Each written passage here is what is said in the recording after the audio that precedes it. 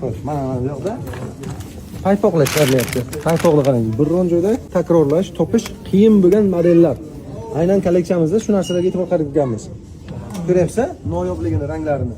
Va buni o'zini shinavandalar bor. To'g'ri, hamma ham kiymaydi bu unaqa holatni, lekin buni o'zini shinavandalari bor. O'sha shinavandalar uchun buni ko'rsatib berishimiz kerak. Yo'q, menga skromli kerak degan akalarimiz uchun buni mana bunaqa skromnisini ko'rsatish kerak. Oq, qora. To'g'rimi? Naskilar haqida gapirilganda biza ma'lumot bergan edik o'tgan yili. Menimcha kuzatuvchilarimizning oldida bor. Ba'zi paypoqlar bo'ladi. Bu nafaqat bizning do'kon uchun.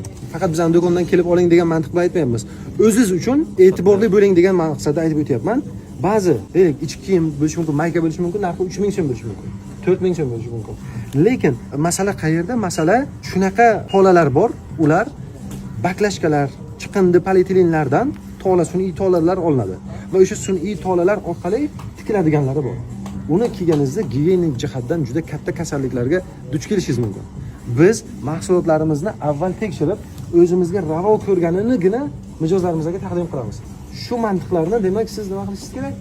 Storieslarda ko'rsatishingiz kerak. Maqsad buni sotish emas. Maqsad mijozlarga yaxshi narsani taqdim qilish.